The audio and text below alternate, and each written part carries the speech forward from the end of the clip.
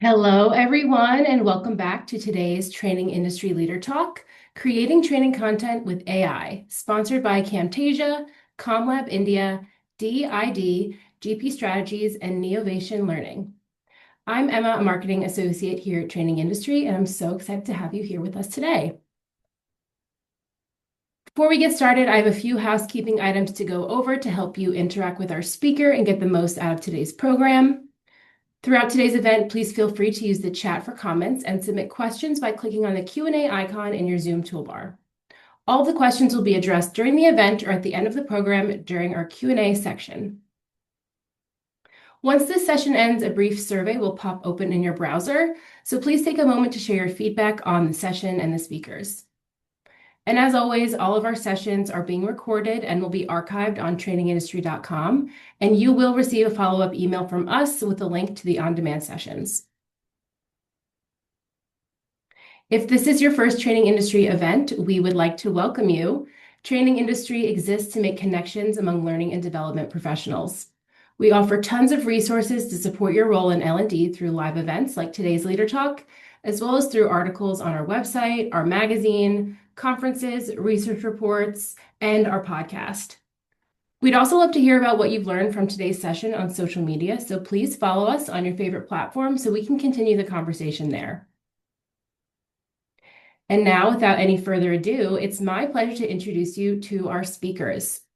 Matt Donovan, the Chief Learning and Innovation Officer for GP Strategies, is a recognized name in learning, bringing 25 plus years of crafting learner-centric solutions and leading high-impact teams.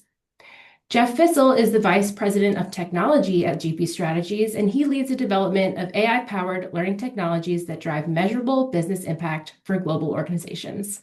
Matt and Jeff, it's great to have you here with us today. Thank you. So happy Much to for be here having with us. everyone, as always. So I'd like to come back and share the latest and greatest that we have. So looking forward to a great session today. Great. Awesome. Let me see if I can make technology work. 'Cause you set me up here. I'm the head of technology, so hopefully this all works. All right. Can you see the slides? Looks Yep, we great. got them. We're starting out great. Matt, we got that really formal intro, but do you mind sharing the title that I love and appreciate more for you than like this fancy Chief Learning and Innovation Officer thing? Sure, absolutely. And I think it does kind of help shade a little bit about where I come from. And so when I'm sharing the perspectives, it helps give a little bit of an understanding where I'm coming from. So I reckon myself as a recovering instructional designer, so classically trained, but I will say that as we start to incorporate AI not only to design, to develop, but also deliver, I think we need to kind of think about how we design, build, and really build in relevance and context in what we do. So I have that, but I will also say that I am an AI enthusiast, but I am 100% pro-human. That's where I always throw it over to Jeff, who not anti-human, but he's definitely pro-AI. Come at it a little bit from the tech side. So similar to Matt, but in a different way. I got into this world from the tech side. I helped start a technology company. I was a developer. Turns out I was the weakest of all the developers, so I had to go run the business side of it. And so I kind of jokingly referred to myself as a failed developer. But in this world of AI, agentic coding, and all that stuff, it's really scratching that itch. And I do think that plays into this world of like, how do we start to create better content at scale, and what does this kind of new operating model look like of context and trust and doing this beyond just chat prompts? So this should be a fun, Matt. We'll kind of get into it. Do you want to key up the agenda and kind of kick us off? Yeah, so I think we're going to kind of, for today's session, we have about 45-ish minutes with you. We're going to cover three rough topics. With the first one, kind of talk about checking in on the human plus AI adoption journey. And we're going to position the importance of context as we start to move and evolve in the ways in which we're integrating and leveraging AI. The importance of wisdom, and then we're going to talk about context and AI outputs. And then my favorite part of all is be able to show some of this stuff live and in action. So we've got four sections to what we're going to cover. Each one of these topics we could spend a lot longer on, and would love to have a much more rich, dynamic session on each of these topics. But we wanted to kind of bring all three of these together. So we're going to kind of touch on them quickly as we go through. As always, we love to have questions in the chat as we're going through. So please keep it lively, more insights. And I will tell you, while Jeff and I bring a ton of lived experiences, we know we're not the only experts here. There are a lot of great insights from you. Please share, contribute, throw those in the chat. There are awesome questions that would love to be able to share with everybody. So thank you. So really quickly, I share this as a kind of a reminder of where we are on the journey. I think there's two reasons that I share this. One is to let everybody know that it is a journey. There is no, hey, we're really late or we're really early. It's kind of a progression with where you are individually and where you are in an organization as you're moving forward with that. So most of the partners that we're talking about are really moving from probably stage two, what I call individual productivity, which is the internal. They've brought an AI internally and like using Copilot or a GPT to be able to help me do some of the things I was doing yesterday more efficiently, or moving into phase three, which is really where we're starting to see more of that integration, which is really re-envisioning the workflows so that you start to see that human plus AI agentic approach to actually rethinking the very work that we're doing. So organizations are moving from that two to stage three. And I think one of the things that we're seeing this year is 2026 from everybody that I've been talking to is like there's a lot of pressure out there to show return on investment around AI. It's not just about being able to get it in and are we using it? They want to be able to apply it to drive results with that. And I think the topic that we're going to be talking about today around context is one of those keys to be able to build that in. That's one of the levers to really being able to drive that value around AI with it. But I would say that the biggest gains you'll see around ROI is when we start to really rethink our workflows to leverage the value, the benefits of AI, and then wrap the humans and their wisdom around that. We can go ahead and hit to the next which really I think this sets up speed, relevance, and quality are kind of the three metrics that kind of come into when we're talking about getting towards that ROI with it. Can the AI help us move faster?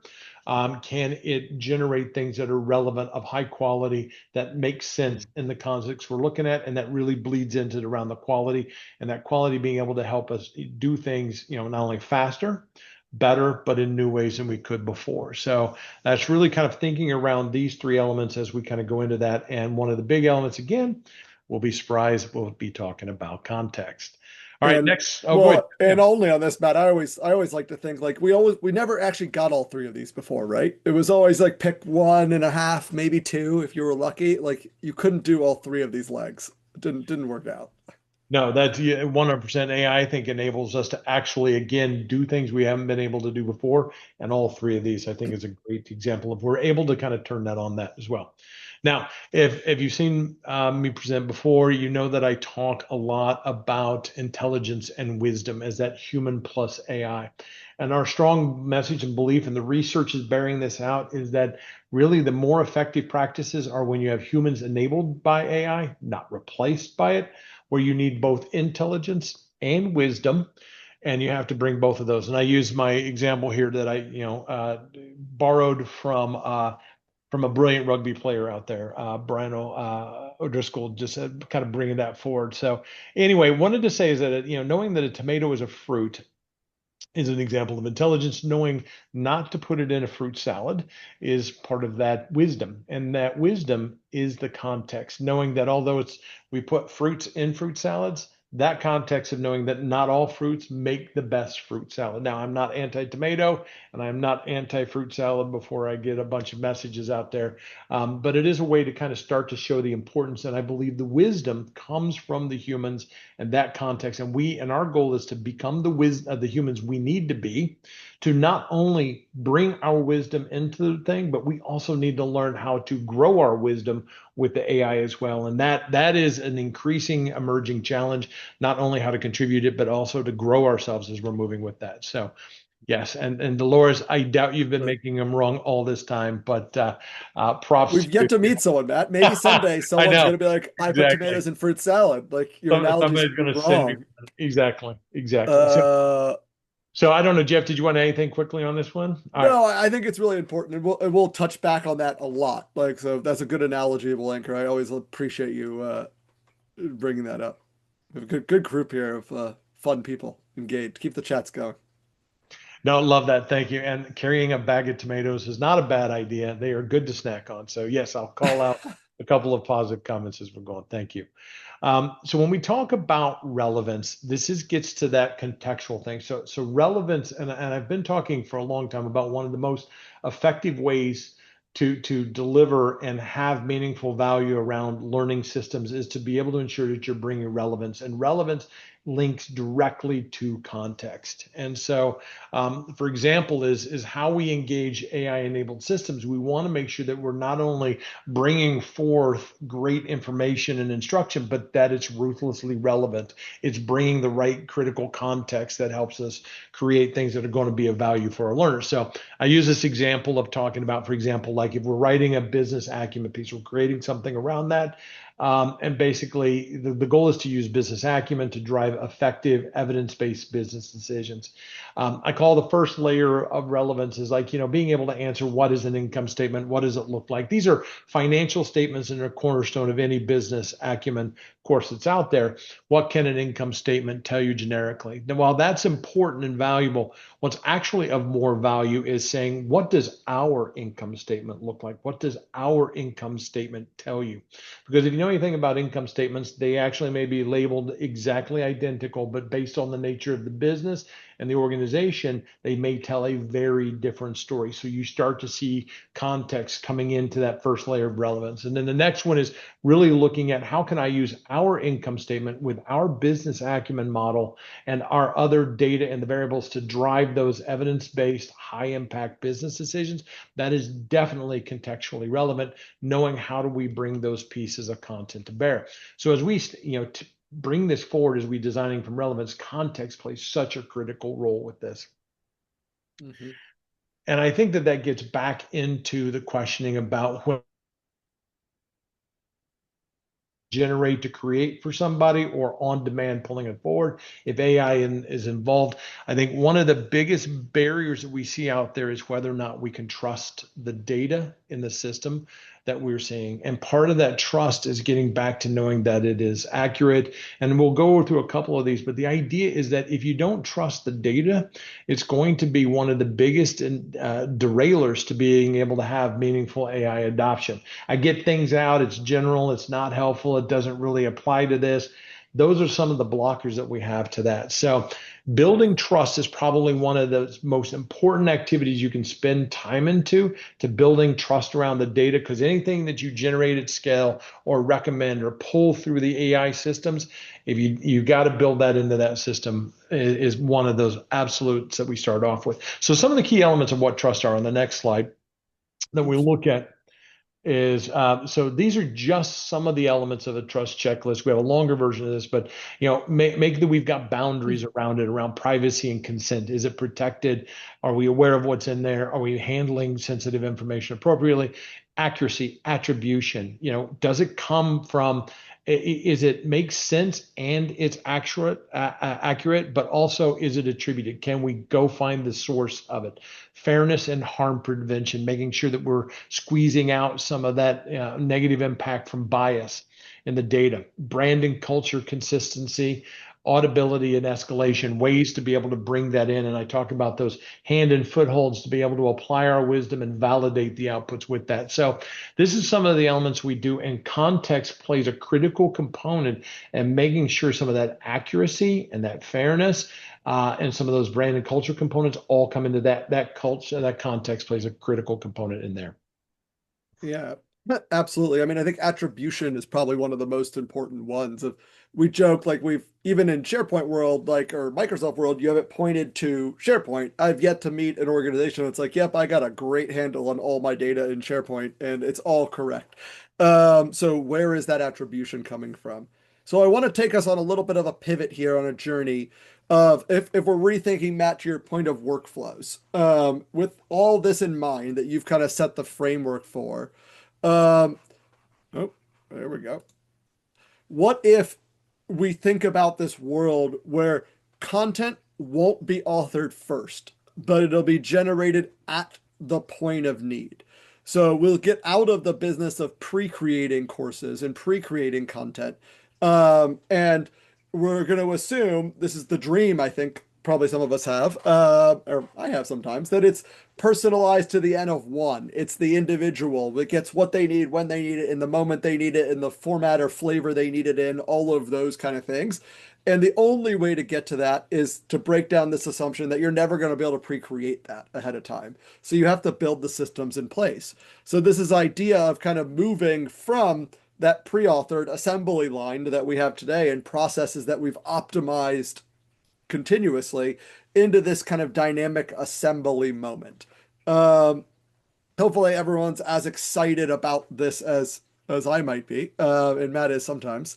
And but the real risk Matt would come right back at me with in a good way is that like, hey, when AI lacks the context of what it needs to do, if you're asking AI to build this content on demand, it produces generic slop.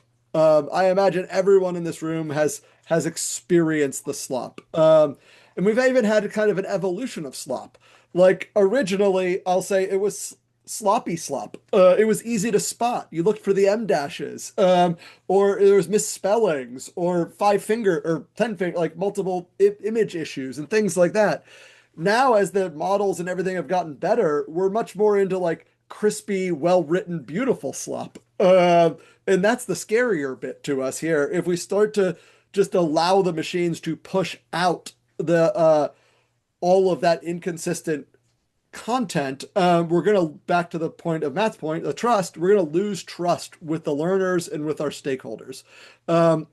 So how do we start to solve for this slop issue?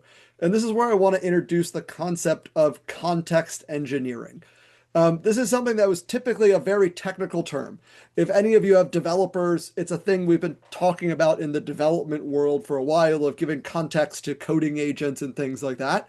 But I actually think this is going to be much more relevant in our world as well, as we think about building the systems that are going to create that content dynamically for us. So a simple definition we'll work on here is context engineering is deciding what the AI sees, when, and in what shape.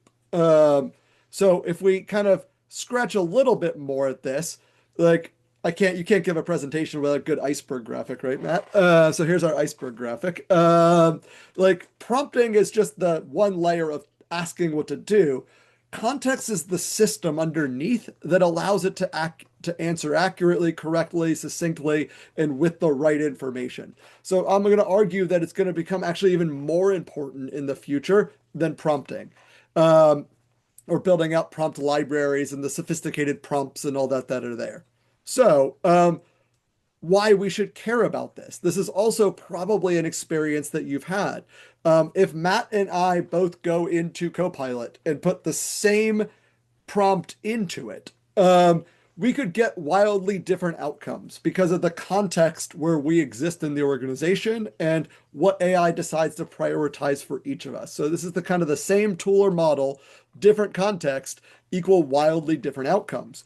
So then that bodes the difference of consistency at scale. How do you get to consistency to know that if I need to train someone on a specific topic, that I know they're going to get the right data for that moment, and how they get it might change, but it's the correct information that's going to be transformed and served up to them. And this becomes kind of really important. I imagine a lot of people have had these experiences where it's different and inconsistent. Even yourself using it from day to day as you start to use those different prompts in the models that are there. So when we talk about what counts as context, I'm going to talk about instruction, knowledge, state, tools, and policies that we want to think about. And I'll pop it out in a slightly more visual graphic here. Instructions are the goals and constraints. So that's the prompts in a way. It's the what does good look like? What do I want it to do? What are the instructions and constraints that I want it to follow? Knowledge is the approved and facts and sources. That's that attribution bit of it. Like what am I allowed to use? And sometimes what am I not allowed to use? State is really important and I think undervalued right now. And that's in like what has happened so far. Every time I go to a learning experience, I don't want to start from ground zero. I want to start from what I'm aware of. What skills does that individual have? What have they done prior? Where did they come from? that led them into that experience. That becomes really important to personalizing that experience.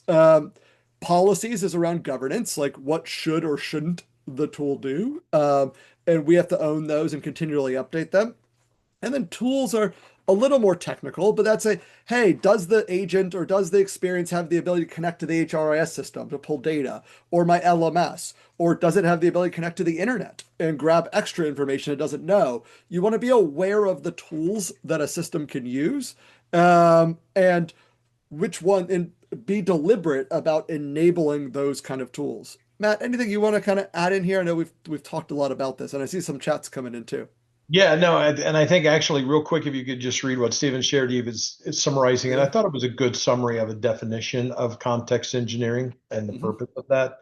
I thought it was a good functional definition to help us do that. But I think it's a combination of all these things, but it's more than just a sum of its individual parts. And that's what's really important here, is that even though we've identified, these five elements within it, there are very things in the space in between that also bring that context together. I shared an example in there where I was talking about, and I think it can be a little bit around state, but also understanding where my positionality may be for me in my progression at the moment of sending something. So I talked about the Yeah. difference between a policy procedure and an emerging best practice. And as the individual moves, that contextual alignment will shift as well. So, And they brought up a good question of these are often siloed points. yep, Exactly. This yep. some of this IT, some of it HR concludes, some of it learning owned. So this is going to be a part of us working together in this moment to try to do this at scale. Because when we start to lack some of these components, um, we'll lose the trust. We won't be able to trust the outputs that are there.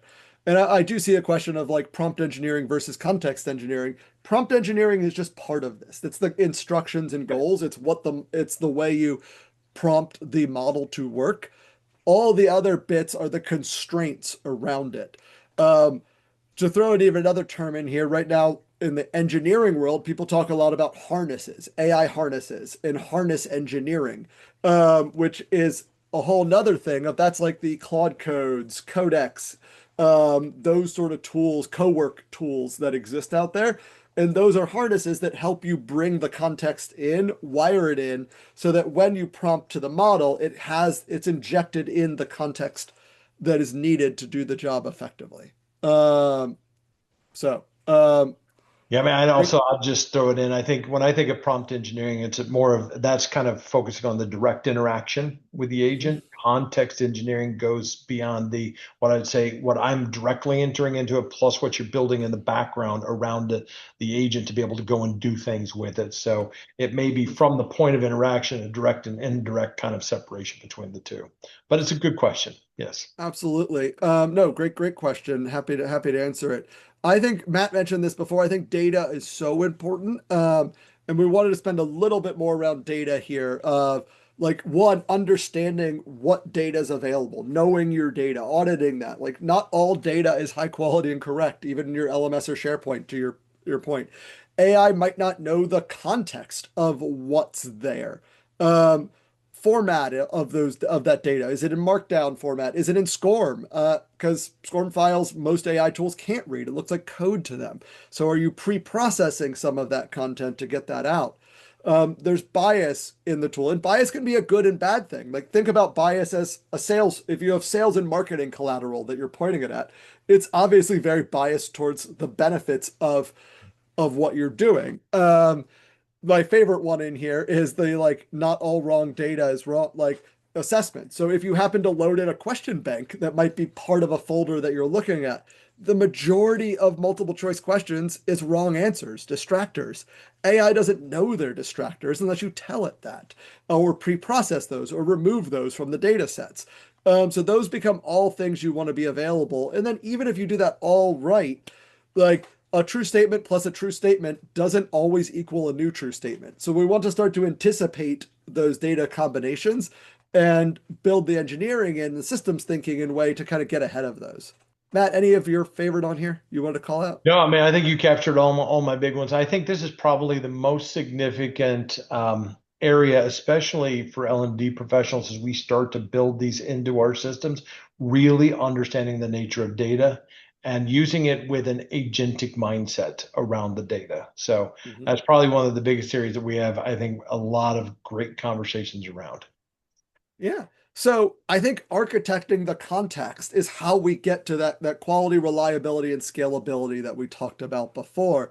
And to me, this is a shift for the people on this call, and us included, Matt, is we're not now just designing a single solitary experience or a piece of content or a path or curriculum that is pre-created. We have to design the trustworthy performance systems. So it's transitioning into more of a systems thinking sort of way. Because how, in all these cases, even if you just use an AI tool that has data to create something, what happens when that data changes? How do I pull out data that's out of date and put new data in? Like all that governance, that kind of librarian task, Matt, I've heard you use that term before, of learning data librarians, of understanding that becomes really important to helping keep these systems moving. All right. So, Matt, I want to pass it back to you to walk us through this kind of workflow we're thinking about as we think about a course. And this will be fun because it's a big build. So tell me when to click. Yeah, well, absolutely. And I think just laying it out real quick, this is just an example of some of the work we've been talking about. When you think about context engineering and the integration of agents, we need to really think differently how we are bringing the humans to bear with the AI. And I kind of talked about that blend of human plus AI, intelligence plus wisdom, and rethinking some of the tasks and activities we've done. So we took a simple ADDIE workflow. If I'm going to create a course, let's say I know what the content is, I have access to subject matter experts, and we're going to build something pretty quickly. We know what the form factor is. We can move pretty quickly through that. So we can go ahead and hit the first thing. And how we start to look at this different is you think about at the top of the system, you've got an AI, and it starts to become in the overall build experience, but also continue into the learning experience. It becomes a continuous point of contact. It can actually push and pull information. So on demand, it can provide, and in this case, we have a learning concierge. It could actually provide on time, on budget status updates. It can tell you the project progress, but it can also, at the moments of like review and approval, it can push out follow-ups and things like that. So what it allows us is to do more of that continuous connection of sharing information and pulling it back into the actual development process real time. So this becomes almost a very organic process than sometimes the protracted back and forth transactional processes sometimes historically we've been pushed into. Go ahead and hit the next slide. And so that learning concierge, that point of contact also becomes the first point of when we start to engage the learning design folks. So I have a design orchestrator, a project orchestrator, a learning data specialist. You'll see that I specifically picked out new names because we're thinking differently about how we're using data and the agents themselves to rapidly build and scale what it is we have. But it's all built on a trust in the data system. Go ahead and get the next one, and we'll continue to power through. I could spend all day on this, so I do want to move pretty quickly because I want to be able to show some of these great examples. But that learning concierge is a great first opportunity to kind of take the intake, do some of that needs analysis. Here's what's beautiful is that if I'm in an organization and they say, I need a project management 101 refresher, a 15-minute thing, I want to do a refresher. If we have access to and know what's already in your catalog of courses and offerings, AI can scan quickly, pull that back and say, there are some great offerings you already have. So instead of building from scratch, we can leverage really good content and layer over maybe a whole new context. So now we're starting from a different point based off data insights. So you engage the learning design orchestrator who's working to build out the design document, identify design gaps, run any SME connections or interviews, pulling that process through, and then starting to bring in the development agents with it. So, we've got our AIQ, that's our tool, but, there's so many other tools out there articulate well. So whatever you're trying to build, whether it's a podcast or a video or whatever, you're starting to bring these agents in, but you're leveraging it off of an intelligent, insightful data set. You're not just doing single loads in each of these. We can go ahead through because once you build something, then you're also going to bring it in and start to test it. Does it resonate? And having not only agents help us facilitate this process, but draw insights from the feedback. And then we have quality review agents, things that are confirming that although we built it within brand guidelines, style guidelines, things like that, you now have third party, not third party, but a separate set of tools coming in to validate did we achieve those outcomes. And so then you move into translations, you have the delivery in whatever format that would be, and then you'll hit the evaluation team where we start to bring the data back in. The reason we take a moment to kind of come through with this is to talk about why context is so important. That if you're going to be moving and using across each of these agents to help you do things faster, better, and more innovative ways than we have in the past, you need to make sure you're moving at the speed of trust and the trust in that data behind that. So, but what's important here is that we're not eliminating the humans. See, humans have a very critical role to validate the outputs, engage, modify, adjust, redirect, reposition the agents if we need to going through this process. So this is just a way to kind of take a step back and think differently on how the process might work. So, Jeff, anything you want to add on this one? No, I think it's a great way to lay out kind of what a process could look like, and a good challenge to the team to lay this out for yourself and think about that. You may not be able to do all of these things. This may not be where you start on day one, but you can start to work towards a process that might look like this. Um, so this is perfect. So we've kind of made it into the example section here. And based off of some of that context that Matt just gave, we want to play out this idea of an AI-enabled sales coach and the context that might be needed for that. And we'll share one other example too here in a second. But the first one is a sales coach. I imagine some of you on here have rolled out sales coaches before or are thinking about kind of doing that as part of an enablement program that you have. And let's think about like the goals of a sales coach. So I think it does multiple things. Like you have the idea of a coach. It probably has some role play components that are built in that's arguably different than coaching. There's maybe some feedback components of reactions from those role plays. And maybe there's an action plan of what am I going to do to remediate that or change my behavior that's there. Any good coaching or role play tool should, and I'm not talking about a specific platform here. You can build these yourself or you can use an off-the-shelf tool. There's lots of them out there. They're great, and I think they're amazing ways of learning. But what I want to talk about is the context that's needed to make them good, make them effective, and make them very relevant to Matt's ruthlessly relevant kind of component. So I want to think about kind of this context map here. So to me, there's two types of context we want to work on. First is, I'll say, the non-technical context. That's what makes it feel like yours for your company. It's your tone and style. It's your organization's goals and priorities, your KPIs that are needed. If it's a sales coaching tool, like we talked, the sales methodology you use. Because if you don't provide this information, AI will make one up. It might make a real one up. It might not. Your products and offerings, like hey, it should have that data to be able to effectively coach someone on how to sell it and all the information around that. Trusted learning content that you might have as remediation steps from that. And maybe some skill and performance signals. Are they a high performing rep, low performing rep? Where are they against their quota, their plan? What objections are they trying to overcome? Those all become amazing forms of context to provide that much better experience. When we get into the technical context, this is going to be a little more on the engineering side, but I think again are super important and things you should be asking any vendor if you're using a vendor yourself to do this, or if you're building it yourself, considerations to think about is one is state data, like where's the history, progress, where's that all stored? Is it in the LMS? Is it somewhere else? Like how do people not have to start over every time they come into an experience? Data labeling. This is like, hey, how are we knowing what good is, and how are we removing out of date information, up to date information? How are we managing that, and what's the labeling strategy around that? The schemas is more if you're building it yourself, and that is like, hey, what does good look like? What's a good output? What would I want a good example of an output, or remediation plan, or feedback, or coaching to be? So that the tool has that and can follow those instructions. And then this one, the last one's even more technical, is retrieval strategy. When to use RAG or when not to. This is retrieval augmented generation.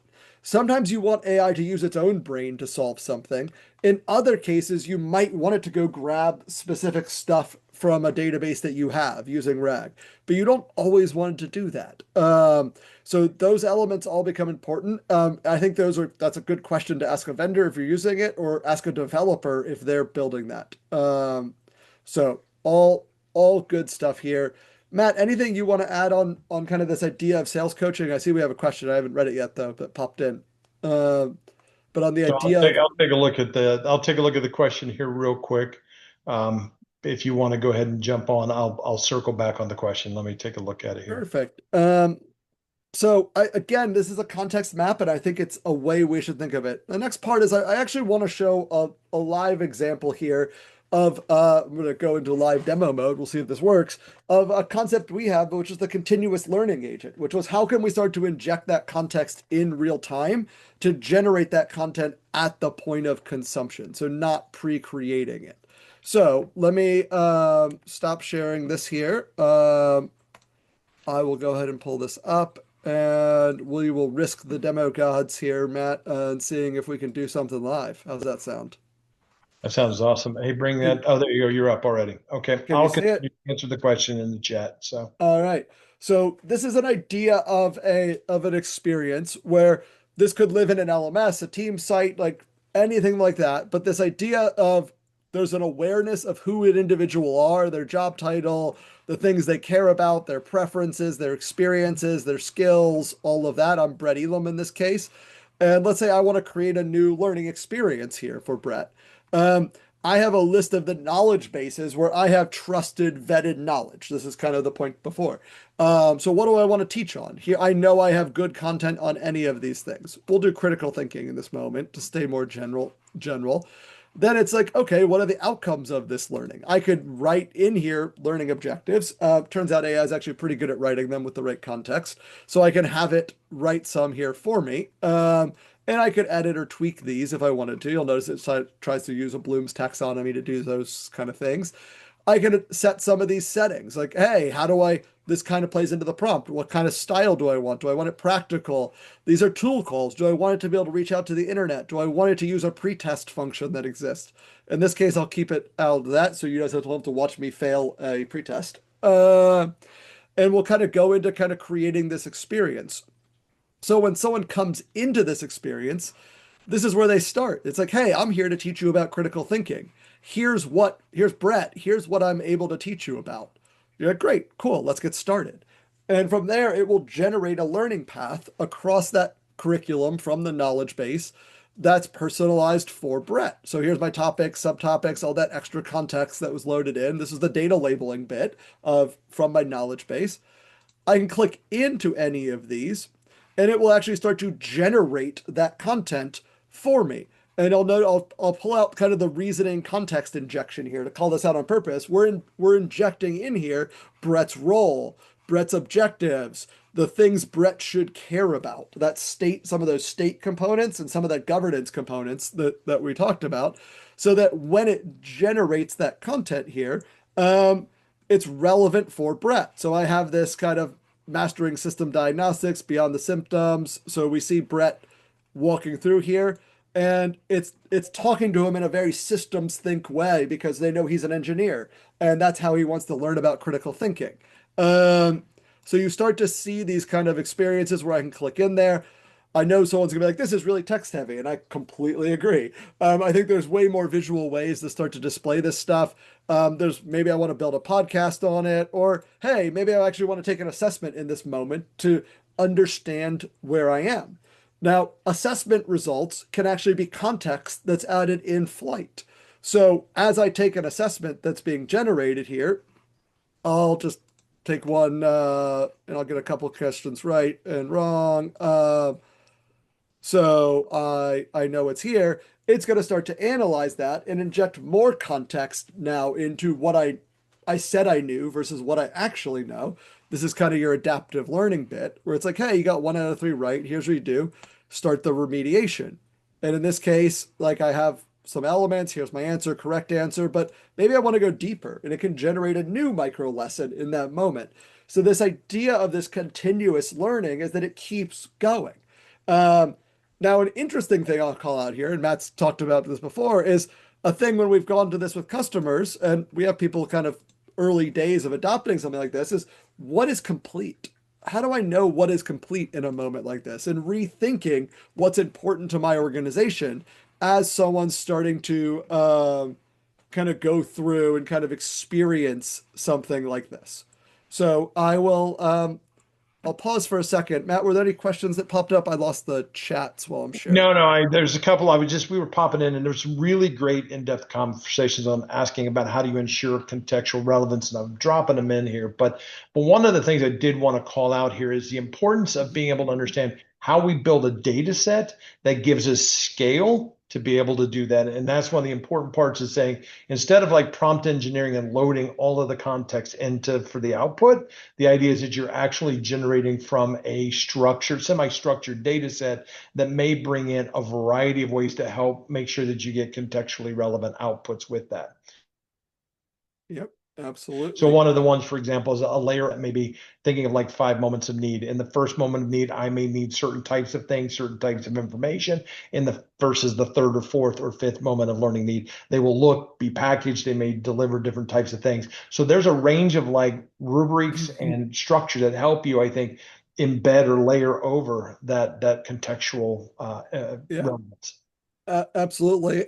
And there's a question of who's vetting the content. And we're not actually vetting what's generated. We're vetting the source content that's there, those knowledge bases that I selected from. And those are human vetted, of making sure the correct information is in there, that is then being transformed and served up, but it's only using that vetted, trusted information. And that allows us to roll out a system like that at scale because we know we're putting in the right practices to manage that.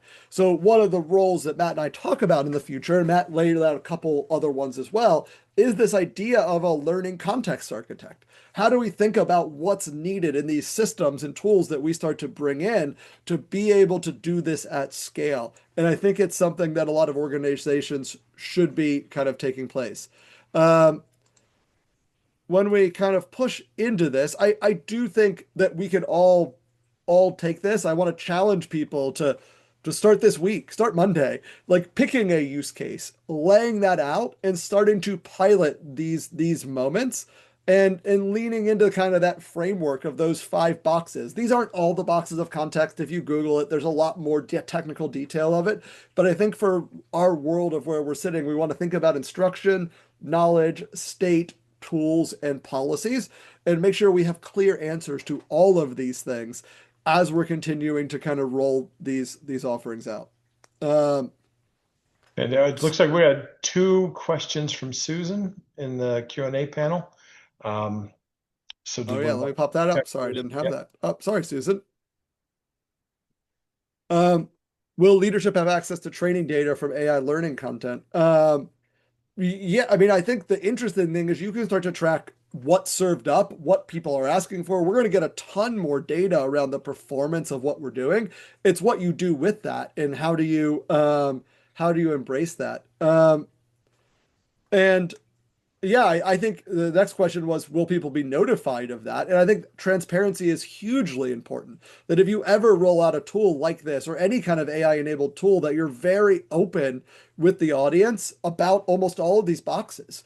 What data are you giving it? Why are you giving it that data? It's your data. What are you going to do with it? Like those all become kind of big components to think about as you're rolling out an AI-enabled experience. So good questions there. And Sheila had one. Sheila, it's so great to see you here. But great question. How do you define completion? And I think that as we're starting to position this, as we start to get to more organic learning systems that are built off of these trusted data sets, but still have human in the loop validation, one of those components is, how do I know when I'm done learning? And so I could probably take interim points of saying I'm completed when I've done mastery demonstration, or I could I could still take a course in an LMS and confirm that I have completion. But what we're changing is the overall delivery and enablement cycle to extend as you're moving maybe from the first moment of learning, when I'm learning something for the first time, when I'm applying it, to when something changes or something goes wrong. How do you continuously measure the progression, and that you're not just measuring, did I complete and do this, but are we able to deliver ruthlessly relevant content on the fly? Did it help you do what you needed to do when you needed it with the people you were working with towards a specific outcome? So it's a great question with that. I know we got Absolutely. 1 minute kind of bringing into this. One of the things we'd like to do is to bring this forward as these emerging concepts, is we're really looking at how do we really move forward in the L&D space at the speed of trust related to the creation of this. So I don't know. Did you want to wrap this up with this last slide? Yeah, I think it's like, hey, we're happy to have these conversations with you, help you map this out, think through it, and just wanted to say thank you. We did it, Matt. We made it with a minute to spare. Yeah, we always enjoy doing these sections. We want to push ourselves to bring things that are new. I know these are relevant questions that folks are asking out there. So thanks for the opportunity to have a conversation with you. Thank you both. That was great. You're getting lots of thank yous in the chat, and thanks to all of our attendees for being so active. You guys really make it what it is. So up next, we have a 15-minute break. We will be joined by Rajesh from ComLab India. Their sponsor is called Are You Using AI to Scale the Future of Enterprise Learning? I hope you all will stick around for that. You can join by going back to the Zoom events lobby and clicking on join session there. Thanks again to our speakers, our sponsor, and our lovely attendees. I hope to see you in the next session. Have a great day, everyone. Thank you all.